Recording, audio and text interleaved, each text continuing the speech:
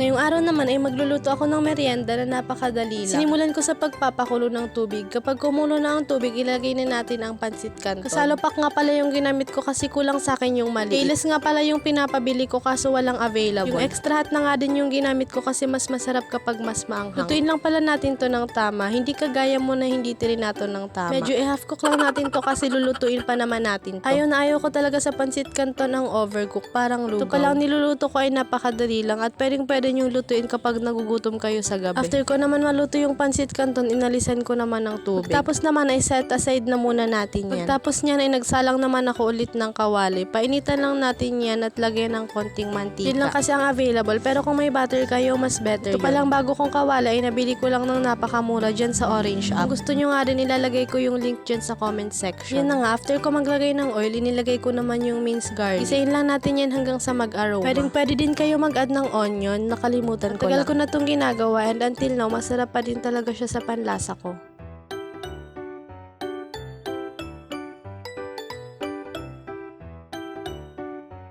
After nyan, ilalagay ko naman itong isang egg. Batiin nyo muna sa isang lagayan, wag nyong i-direct. Huwag nyo akong gayahin, mali ang ginawa ko. Masyado lang talaga akong pasikat, be. Minsan ngayon naglalagay din ako ng hotdog bukod sa egg. Kaso nga lang, unhealthy na nga yung pansit canton, tapos maglalagay pa ako ng hotdog. Kaya wag na lang, baka mamaya hindi na ako abutin ng 40s bed. Pero di pala ako nag-lunch, kaya ginawa ko to as merienda. Nagkukunwaring diet kaso wala naman effect. So itlog lang din pala yung ginamit ko kasi nagtitipid tayo for today's video. Parang awan nyo na guys, mag-suggest kayo ng content. Dali na kasi utak ko kakaisip. Konti na lang talaga magbe-breakdown na ako dito. Ay, lang, papanindigan ko yung larong tapang-tapangan. Naisipan ko nga pala tong gawin kasi nakakabusog talaga. Tapos madami pa ang makakakain.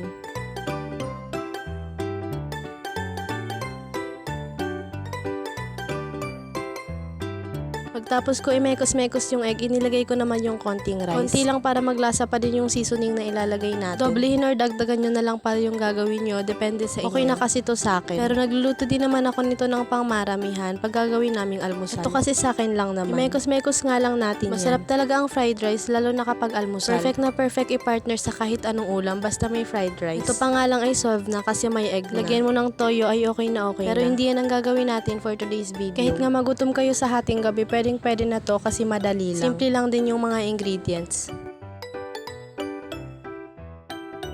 Pagtapos naman ay nilagay ko na din yung pansit canton. Nakalimutan ko nga na durug-durugin ng konti yung pansit canton kaya mahahaba tuloy. Masarap din yan kahit hindi ihalo sa fried rice. Ilalagay ko na nga din yung seasoning ng pansit canton. Ilalagyan ko nga din yan ng toyo kaso wala kaming available ngayon. Hindi na din ako nagpabili kasi sobrang lakas ng ulan ng mga oras na yan. Naglalagay din ako ng chili oil dito kung meron. Mas masarap talaga kasi kapag maanghang, mas nabubuhay yung lasa ng pagkain. Kung meron kayong sesame oil, masarap din yan lagyan. Imekos-mekos lang natin yan ng bonggang-bongga. I-make sure natin na mahalo lahat para pantay-pantay yung lasa niya. Mas nagustuhan ko na pala ngayon yung extra big na payless kesa dito sa Lucky. Mas maganda kasi yung texture ng noodles niya, malambot. Kesa dito na minsan, parang goma. Kahit nga noon na may sinasabi dito na may hinalong ingredients na hindi dapat, hindi pa din natin maiwasan kasi masarap naman talaga. Okay lang naman yan, basta hindi araw-araw. Panood ko nga lang din to sa internet, kaya na-curious ako at ginaya ko. Try nyo nga din to, hindi kayo magsisisi. Madami talagang pwedeng gawin sa pansit canton kasi masarap kahit anong luto. Minsan nga, ipiniprito ko yan with egg. Pwede din lagyan ng gulay para maging healthy kunyari. Pwede naman na usual lang, tapos lalagyan ng itlog. Medyo matagal ko na nga itong hinahalo, kaya kung nanonood ka pa until now, thank you so much sa'yo. Ito palang niluluto ko is medyo madami, kaya hindi lang naman to para sa akin. Yung tira ay binigay ko na lang sa mga kapatid ko. Must try nyo na rin to kasi magugustuhan nyo.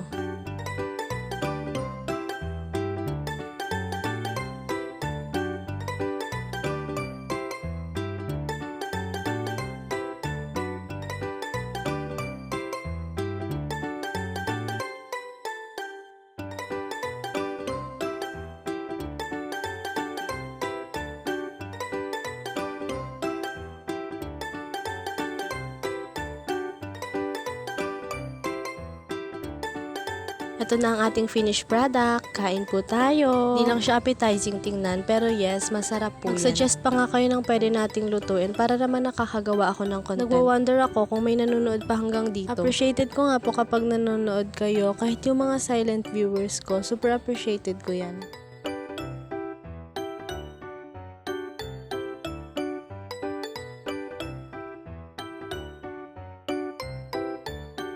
Ito ko natatapusin, kaya kung nakaabot ka dito sa last part, thank you so much for watching. See you on my next mini vlog!